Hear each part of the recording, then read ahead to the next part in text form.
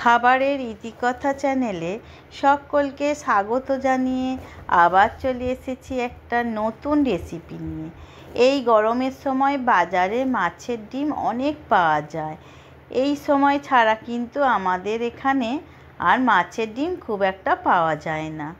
তাই এখন মাছের ডিমের অনেক রকম রেসিপি বানিয়ে ফেলো বন্ধুরা। তার মধ্যে আজ আমি যেটা বানাবো সেটা হলো মাছের ডিমের একেবারে সেরা রেসিপি। প্লিজ বন্ধুরা ভিডিওটা স্কিপ না করে শেষ পর্যন্ত দেখতে থাকো, সবটা ভালোভাবে বুঝতে পারবে। আর রেসিপিটা যদি ভালো লাগে প্লিজ বন্ধুরা ভিডিওটাতে একটা লাইক দিয়ে সাবস্ক্রাইব করে দেবে। আমাকে তোমাদের বন্ধু করে নাও, আমি তোমাদের কাছে সুন্দর সুন্দর মন ভরে যাওয়ার মতো রান্নার রেসিপি প্রেজেন্ট করব। আমি এখানে রুই মাছের ডিম নিয়েছি, তোমরা চাইলে কাতলা মাছের ডিম দিয়েও রেসিপিটা বানাতে পারো, খুবই সুন্দর হয়। আমি 800 গ্রাম মাছের ডিম ভালো করে ধুয়ে নিয়েছি। এই মাছের ডিম ধোয়ার সময় খুব সাবধানে ধুতে হবে যাতে করে ডিম নষ্ট না হয়ে যায়। প্রথমে উনুনটা ধরিয়ে নিয়ে একটা কড়া বসিয়ে দিলাম।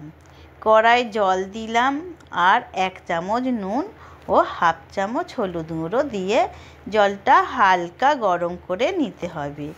তারপর মাছের ডিমটা ওর মধ্যে দিয়ে 2 থেকে 3 মিনিট ভাপিয়ে নিয়ে তুলে নিতে হবে, যেন পুরোটা সেদ্ধ হয়ে না যায়। বেশি সেদ্ধ হয়ে গেলে বড়াগুলো শক্ত হয়ে যাবে। মাছের ডিম এইভাবে ভাপিয়ে নিলে কি হয়, ডিমের মধ্যে যে আঁশটে গন্ধটা থাকে সেটা একেবারেই আর থাকে না। এবার ডিমটা হালকা ঠান্ডা করে নিয়ে চামচের সাহায্যে ভেঙে ভেঙে নিতে হবে। তার মধ্যে সব কিছু মশলা মেখে নেব। মশলা বলতে খুব বেশি কিছু দিতে হবে না, পেঁয়াজ কুচি, তবে পেঁয়াজ কুচিটা একটু বেশি দিলে খেতে খুব ভালো হয়।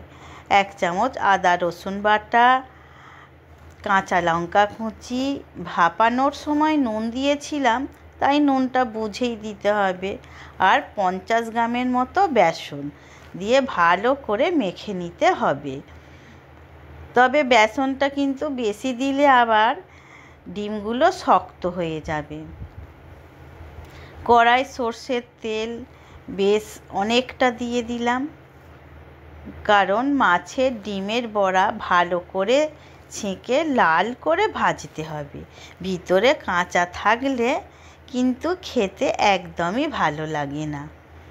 এক এক করে বড়াগুলো সব ভেজে নিলাম। ডিম ভাজার তেলেই আলুগুলো বেশ ভালো করে ভেজে তুলে নিলাম।